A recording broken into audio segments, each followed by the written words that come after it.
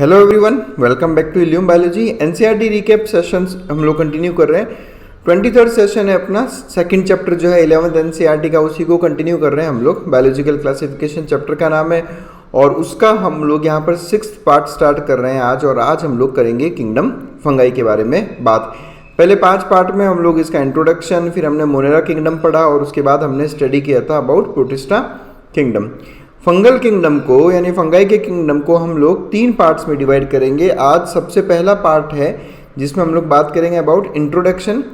Second part में हम लोग बात करेंगे अबाउट रिप्रोडक्शन और थर्ड पार्ट में बात करेंगे कि फंगाई की 4 मेन क्लासेस कौन कौन सी हैं। मैंने क्या किया है कि हमारी क्लास 11th और क्लास 12th में भी जो भी फंगाई के बारे में डिटेल्स हैं एनसीईआरटी में, वो भी मैंने इन 3 वीडियोज़ में जो है इनकॉर्पोरेट कर दी है, ताकि हम मैक्सिमम चीज़ें यहीं पे स्टडी कर लें, क्योंकि चीज़ें रिलेटेबल है। अब थोड़ा वहाँ पढ़ें थोड़ा यहाँ पढ़ें तो चीज़ें रिलेट नहीं कर पाते। चीज़ें जितना रिलेट करना सीखोगे बायोलॉजी के अंदर, चीज़ें उतनी आसानी से आपको समझ में आएगी। इनफैक्ट ये जो थर्ड पोर्शन है जिसमें हम लोग 3-4 क्लासेस के बारे में बात करेंगे, यानी फाइकोमाइसिटीज़, एस्कोमाइसिटीज़, बेसिडियोमाइसिटीज़ और ड्यूटेरोमाइसिटीज़, तो इन चारों में जो भी डिटेल्स है वो हम सब कुछ यहीं पे स्टडी कर लेंगे अच्छे से। मतलब उनके सेप्टा के बारे में, मोड ऑफ रिप्रोडक्शन के बारे में, तो सब कुछ हम यहाँ पर इतना अच्छे से डिटेल में स्टडी कर लेंगे कि ये जो थर्ड वीडियो है यानी जो क्लासेस है आपको इन्हीं 2 से बहुत अच्छे से क्लियर हो जाएगी। तो आपसे उम्मीद है कि मैं आपके सारे डाउट्स यहाँ पर क्लियर कर पाऊँगा। और चलिए फिर शुरुआत करते हैं। सबसे पहले आपको ये पिक्चर दिख रही होगी, ये आपने बरसात के मौसम में मैदानों में इस तरह के टोड स्टूल्स या मशरूम्स बहुत देखे होंगे। ये सारे फंगाई हैं, ये सब फंगस किंगडम, फंगाई किंगडम के मेंबर्स हैं। ये एक बहुत ही यूनिक किंगडम है हेट्रोट्रॉफिक ऑर्गेनिजम्स का। अब हमने आपको क्या कहा था कि जो विटेकर का क्लासिफिकेशन था, अब विटेकर के क्लासिफिकेशन में सबसे पहले तो इन्होंने जितने भी प्रोकैरियोटिक ऑर्गेनिजम्स थे उनको मोनेरा किंगडम में रख दिया। फिर बचे यूकैरियोट्स, तो यूकैरियोट्स में जितने भी यूनिसेलुलर थे उनको रख दिया प्रोटिस्टा में। फिर बचे केवल 3 किंगडम, प्लांट्स, एनिमल्स और फंगाई। प्लांट्स में जितने भी ऑटोट्रॉफिक ऑर्गेनिजम्स थे वो सब प्लांट्स, ठीक है। एनिमल्स में सारे हेट्रोट्रॉफिक ऑर्गेनिजम्स, ठीक है। और फंगल किंगडम में डाल दिए सारे सेप्रोट्रॉफिक ऑर्गेनिजम्स। अब सेप्रोट्रॉफिक जो मोड ऑफ न्यूट्रिशन है वो भी एक तरह का हेट्रोट्रॉफिक मोड ही न्यूट्रिशन का कहलाता है। और फंगस किंगडम में केवल सेप्रोट्रॉफिक नहीं, आपको पैरासाइट्स भी काफ़ी देखने को मिल जाएंगे। जो सेप्रोट्रॉफिक और पैरासाइट्स ये सारे फंगस में आ जाते हैं। फंगाई की आपको पता ही होगा, जब हम सबसे कैरेक्टरिस्टिक बात करते हैं तो उनकी जो सेल वॉल होती है फंगाई की, वो काइटिन की बनी होती है।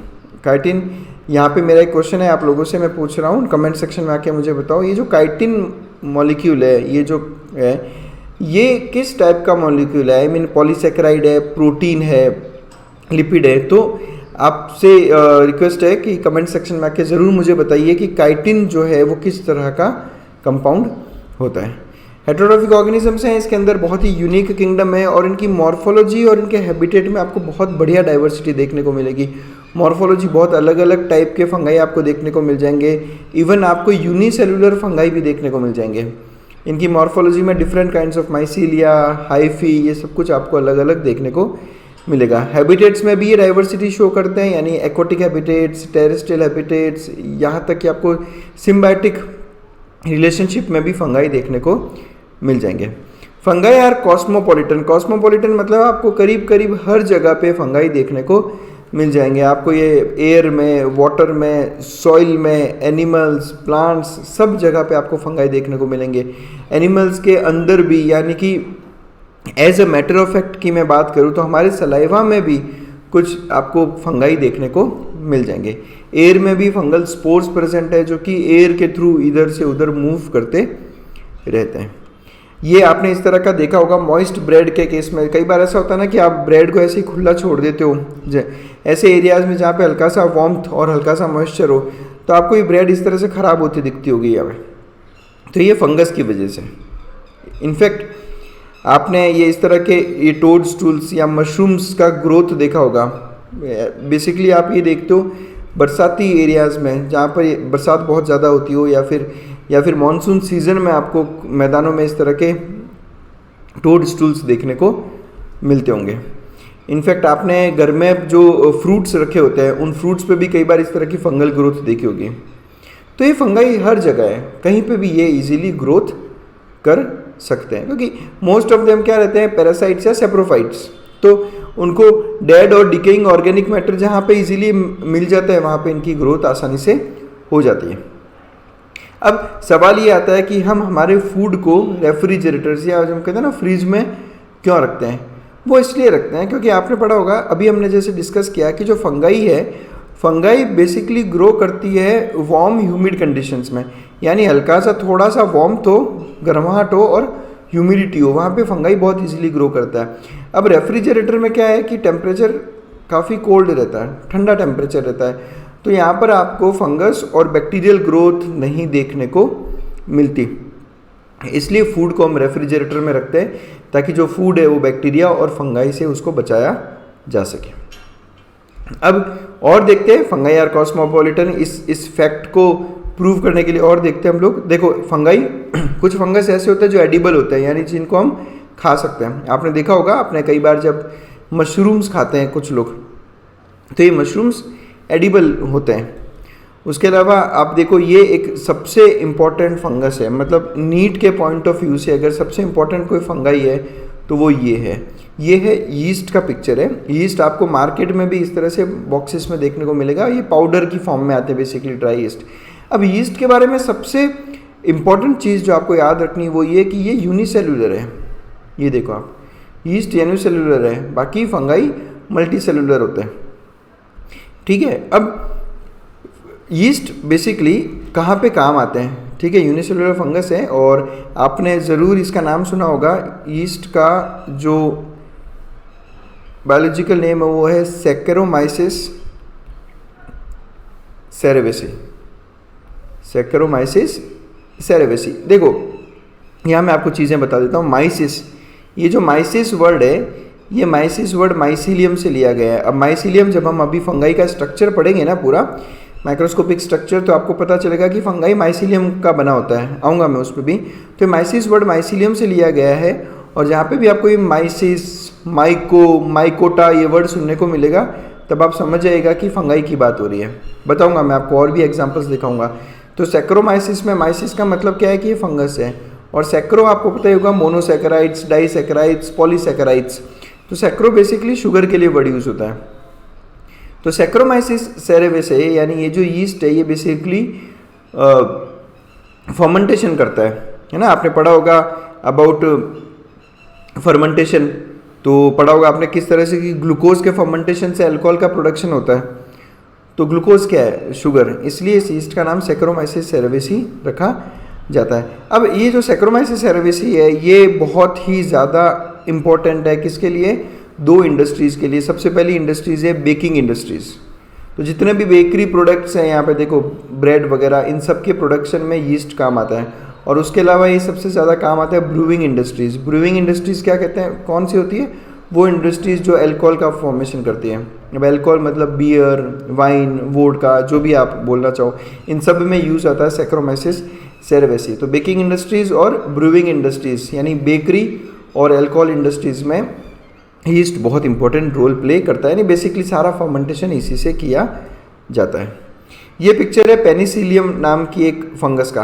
पेनिसिलियम वो फंगस है जो कि एक बहुत ही स्पेशल एंटीबायोटिक बनाता है, और उस एंटीबायोटिक का नाम है पेनिसिलिन, ठीक है। पेनिसिलियम से ही वर्ड यूज़ हुआ है पेनिसिलिन। इनफैक्ट आपने मेरा बैक्टीरिया वाला जो वीडियो देखा है, इसके जो पहले के पार्ट्स देखे हैं, उसमें मैंने आपसे पूछा भी था क्वेश्चन की कि सबसे पहली एंटीबायोटिक जो डिस्कवर की गई थी वो कौन सी थी, तो उसका आंसर है penicillin. Penicillin was the first antibiotic जो डिस्कवर की गई, और इसका सोर्स यही फंगस है पेनिसिलियम। इसकी डिस्कवरी की थी अलेक्जेंडर फ्लेमिंग ने, इसकी डिस्कवरी की थी अलेक्जेंडर फ्लेमिंग ने, और ये सबसे पहली एंटीबायोटिक थी और इसीलिए इसको कहा गया था वंडर ड्रग।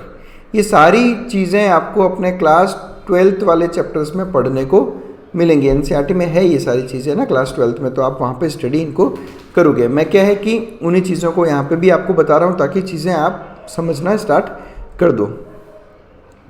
फिर हम बात करेंगे कि फंगाई प्लांट पैथोजेंस का भी काम करते हैं। पैथोजेंस मतलब वो ऑर्गेनिजम्स जो डिजीज कॉज करते हैं। तो प्लांट्स में कुछ ऐसी डिजीज है जो फंगाई से होती है। जैसे सबसे पहले ये पिक्चर देखो आप, ये ऐसा लग रहा होगा कि जैसे वीट, ये वीट की लीफ है बेसिकली, कि वीट की लीफ के ऊपर ये इस तरह से रस्ट हो गया हो। इन कंडीशंस को रस्ट ही कहा जाता है। रस्ट आपको पता ही होगा, जो जंग लगना, जो लोहे पे जंग लग जाती है, तो ये कुछ इसी तरह का दिखता है। तो ये कंडीशंस कहलाती है रस्ट। ये देख लो आप पिक्चर, ये वीट का प्लांट है सारा, ये वीट की लीव्स, ये सारे के सारे ऐसा लगता है जैसे रस्टेड अपीयरेंस आ रही है ये। इन कंडीशंस को रस्ट कहा जाता है। ये यहाँ देख लो। मैं पिक्चर्स आपको मैक्सिमम इसलिए दिखाता हूँ ताकि पिक्चर्स आपके दिमाग में बैठ जाए। विजुअल्स जो होते हैं ना, बहुत लंबे टाइम तक हमें याद रहते हैं। तो ये कंडीशन क्या कहलाती है? रस्ट। और ये भी फंगाई से ही होती है और उस फंगाई का नाम है पक्सीनिया। बहुत इंपॉर्टेंट नीट का क्वेश्चन है ये, बहुत इंपॉर्टेंट वीट का क्वेश्चन है। पक्सीनिया एक फंगाई का नाम है जो वीट रस्ट नाम की एक डिजीज़ कॉज करती है। उसके अलावा और दिखा देता हूँ मैं आपको। ये देखिए मस्टर्ड की लीव्स, और मस्टर्ड की लीव्स पे आपको ये वाइट कलर के स्पॉट्स दिख रहे हैं बहुत सारे। यहाँ देखो आप, ये भी फंगल इन्फेक्शन है सारा का सारा। तो these are white spots on mustard leaves. ये भी अगेन फंगाई का ही इन्फेक्शन है, बट कौन सी फंगाई कॉज करती है वो एनसीईआरटी में मेंशन नहीं है, तो हम लोग उसकी बात नहीं करेंगे। पक्सीनिया ज़रूर एनसीईआरटी में दे रखा था, तो मैंने आपको वहाँ पर बता दिया। तो ये चीज़ें हमें याद करनी है। तो white spots on mustard leaves and wheat rust, ये दोनों फंगाई की वजह से होती है। ह्यूमन पैथोजेंस की बात कर ले तो क्या फंगाई ह्यूमन बींग्स में डिजीज़ कॉज करती है? हाँ बिल्कुल, बहुत सारी डिजीज़ है जो फंगाई की वजह से होती है। एक एग्जांपल मैं आपको यहाँ दे देता हूँ जो एनसीईआरटी क्लास 12th में दे रखा है। 11th वाले चैप्टर में नहीं है, क्लास 12th में ह्यूमन हेल्थ में इसके बारे में मेंशन्ड है। तो यहाँ देख लो आप, इस तरह की कंडीशंस आपने स्किन पे देखी होगी। ड्राई लीजन्स होते हैं, स्केली लीजन्स होते हैं ये, और इनमें मोस्ट ऑफ द टाइम ऐसा खुजली चलती रहती है, इचिंग होती है इसके अंदर। इसको आप कहते हो रिंग वॉर्म्स। और बिल्कुल हिंदी में बताऊं तो जो आपने सुना होगा दाद जिसको आप कहते हो, वही रिंग वॉर्म्स कहलाते हैं। ये फंगल इन्फेक्शन है। ये देखो, ये एनसीईआरटी का पिक्चर है। यहाँ पे ये एनसीईआरटी का पिक्चर है। यहाँ देखो, ये इस तरह के लीजन्स दिख रहे हैं आपको। ये सारे रिंग वॉर्म्स, फंगल इन्फेक्शन है सारा का सारा। ये देखो आप अगेन यहाँ पर, और स्पेशली ये आपको ग्रॉइन एरियाज़ में भी काफ़ी देखने को मिलते हैं। ग्रॉइन एरिया कौन सा होता है? ये जो एरिया रहता है ना, इसको ग्रॉइन एरिया कहते हैं। अब ये ग्रॉइन एरियाज़ हो गए, या इन बिटवीन द फिंगर्स, यानी कि ये जो एरियाज़ होते हैं यहाँ पे भी बहुत देखने को मिलते हैं। उसका रीज़न ये है कि ये वो एरियाज़ है जहाँ पे थोड़ा मॉइस्चर ज़्यादा रहता है, और मॉइस्चर इनकी ग्रोथ को जो है स्टिमुलेट करता है। ठीक है, ज़्यादा मॉइस्चर में ये ईजिली ग्रो कर जाता है, मतलब इनके लिए एक फेवरेबल हॉस्पिटेबल कंडीशन की तरह काम करता है मॉइस्चर। अभी जो रिंगवॉर्म्स हैं, ये रिंगवॉर्म्स करने वाले फंगाई कौन कौन से हैं? तो ये माइक्रोस्पोरम, ट्राइकोफाइटोन और एपिडर्मोफाइटोन। ये याद रखना है, क्लास 12th एनसीईआरटी में तीनों नाम दे रखे हैं, और तीनों पे नीट पे क्वेश्चन आ भी रखा है, और बहुत उम्मीदें हैं कि और भी आगे आने वाले सालों में नीट में क्वेश्चन आते रहेंगे। तो ये तीन नाम आपको बहुत इंपॉर्टेंट याद रखना है, माइक्रोस्पोरम, ट्राइकोफाइटोन और एपिडर्मोफाइटोन। अब सवाल ये आता है कि सर क्या कोई निमोनिक बता सकते हो जिससे ये हमें आसानी से याद हो जाए? तो निमोनिक सुन लो। टर्म आपको पता ही है किसको कहते हैं। तो टर्म में टी का मतलब क्या हो गया? ट्राइकोफाइटोन। ई का मतलब क्या हो गया? एपिडर्मोफाइटोन। आर का मतलब क्या हो गया? रिंगवॉर्म्स। आर का मतलब रिंगवॉर्म्स, और एम का मतलब हो गया माइक्रोस्पोरम। जब भी आप निमोनिक बनाओ तो उस निमोनिक में एक अल्फ़ाबेट ऐसा भी डाल दो जिससे आप ये याद रख सको कि ये निमोनिक बेसिकली है क्या। जैसे अब मैं यहाँ पे अगर आर नहीं डालता और केवल माइक्रोस्पोरम, ट्राइकोफाइटोन, एपिडर्मोफाइटोन याद करता, तो मैं कुछ टाइम बाद ये भूल जाता कि ये तीनों है क्या। तो आर से आपको ये भी याद आ जाएगा कि ये तीनों वो फंगाई है जो कि रिंगवॉर्म्स कॉज करते हैं। अब इसके अलावा अगर फंगाई की as a pathogen, human pathogen की बात करें तो एनसीईआरटी में तो हालांकि नहीं दे रखा है, बट मैं आपको यहाँ पर इसलिए बता रहा हूँ क्योंकि आपने बहुत रिसेंट इसके बारे में सुना होगा। आपने ज़रूर सुना होगा ब्लैक फंगाई के बारे में। ठीक है, ब्लैक फंगाई आपने देखा होगा कि किस तरह से कोविड के केसेस में ब्लैक फंगस के बहुत सारे केसेस देखने को मिले थे। तो वो भी अगेन एक ह्यूमन पैथोजन की ही एग्जाम्पल है। फिर सबसे इंपॉर्टेंट हम बात करते हैं फंगस के स्ट्रक्चर के बारे में, जो कि सबसे इंपॉर्टेंट है।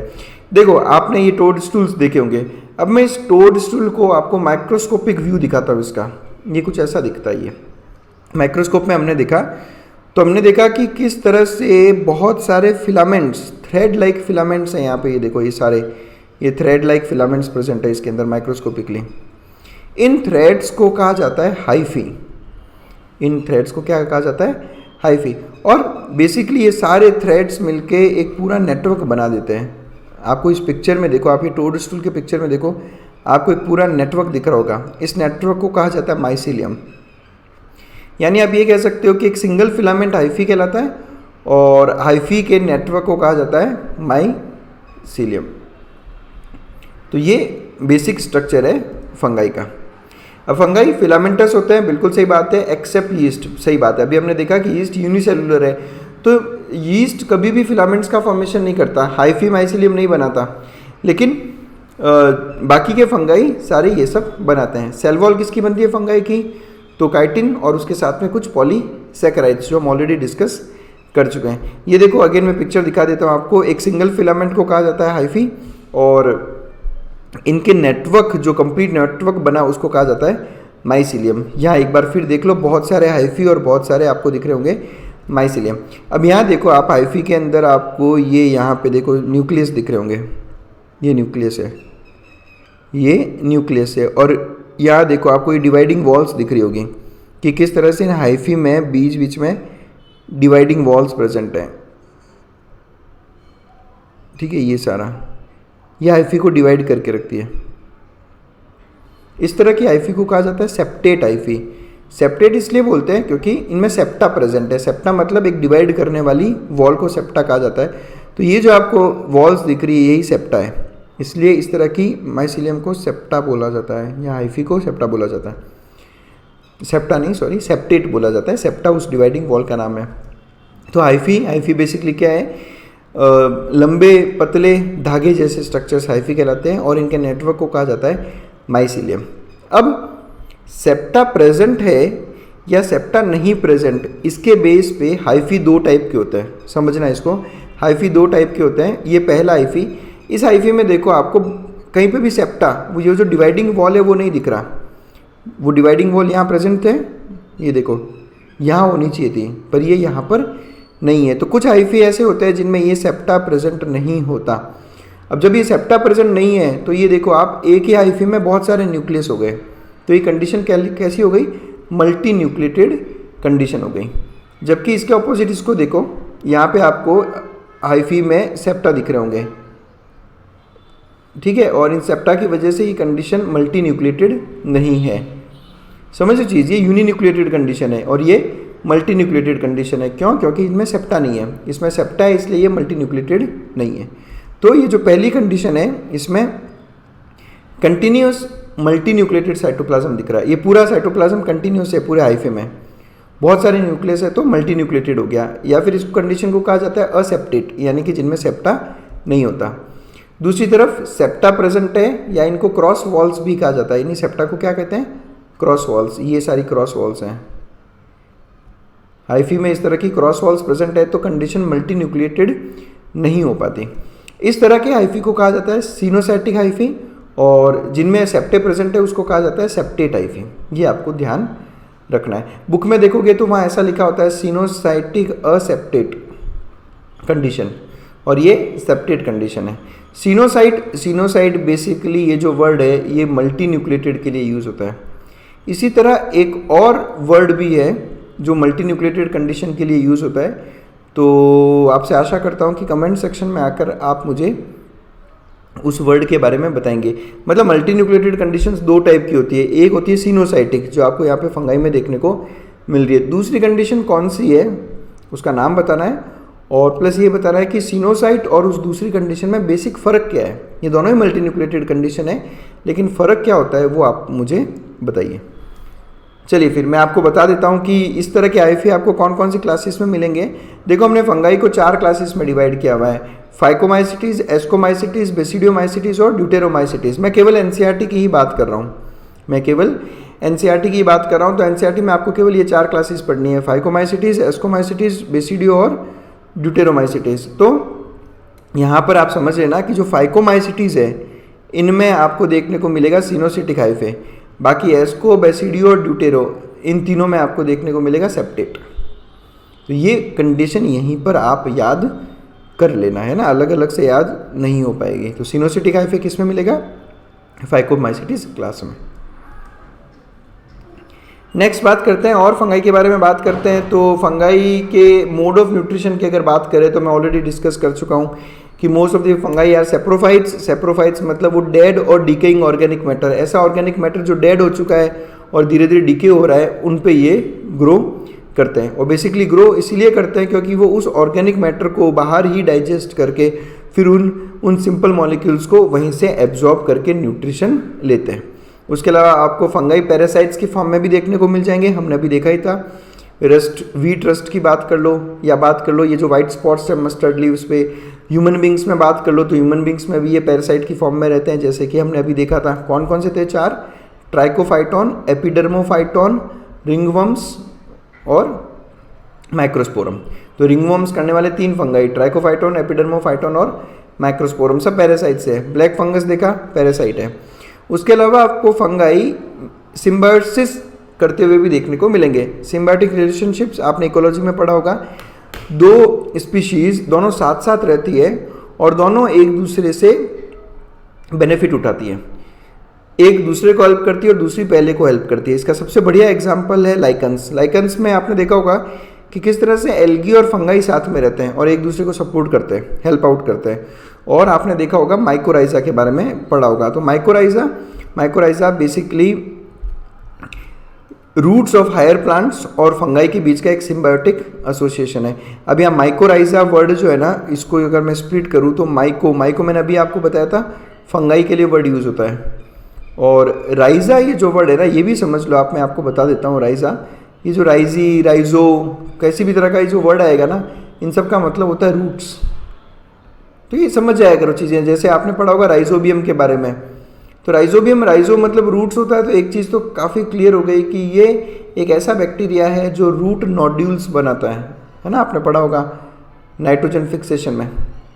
तो राइजो मतलब रूट, तो इसलिए इसको माइकोराइजा कहते हैं। तो माइकोराइजा मतलब fungi plus roots of higher plants, तो माइकोराइजा वर्ड यूज़ कर लिया गया। तो ये था बेसिक इंट्रोडक्शन फंगल किंगडम का। और जैसा मैं ऑलरेडी डिस्कस कर चुका हूँ कि 4 क्लासेस हैं इनकी, फाइकोमाइसिटीज, एस्कोमाइसिटीज, बेसिडियोमाइसिटीज और ड्यूटेरोमाइसिटीज। तो नेक्स्ट वीडियो में हम लोग बात करेंगे अबाउट रिप्रोडक्शन इन फंगाई। और उस वीडियो को मैंने कुछ इस तरह से तैयार किया है कि आपको 3rd वीडियो जो मैं बनाऊंगा जिसमें हम ये 4 क्लासेस स्टडी करेंगे, वो बिल्कुल मक्खन की तरह इजी हो जाएगा जब आप वो 2nd वीडियो बहुत अच्छे से समझ लोगे। क्योंकि ये जो 4 क्लासेस है ना, इन 4 क्लासेस में सबसे बड़ा डिफरेंस इनके रिप्रोडक्शन का ही है। जो बेसिस बनाया गया इन 4 क्लासेस के बनाने का, वो मोड ऑफ रिप्रोडक्शन ही है। तो 2nd वीडियो बहुत ज़रूर अच्छे से देखना है आप लोगों को, ताकि फंगाई से रिलेटेड सारे कंसेप्ट आपके क्लियर हो जाए। आप लोगों को फिर भी किसी तरह का कोई डाउट अगर पीछे रह जाता है तो आप मेरे जो व्हाट्सएप ग्रुप है, मैंने नंबर दे ही रखा है चैनल के ऊपर, वहाँ पर आकर आप मुझे वो डाउट्स जो है व्हाट्सएप कर सकते हो। जो अच्छे कंसेप्चुअल डाउट्स है उन पे मैं बिल्कुल आप लोगों के लिए वीडियोस प्रिपेयर कर दूंगा। So that's it, thanks a lot for connecting.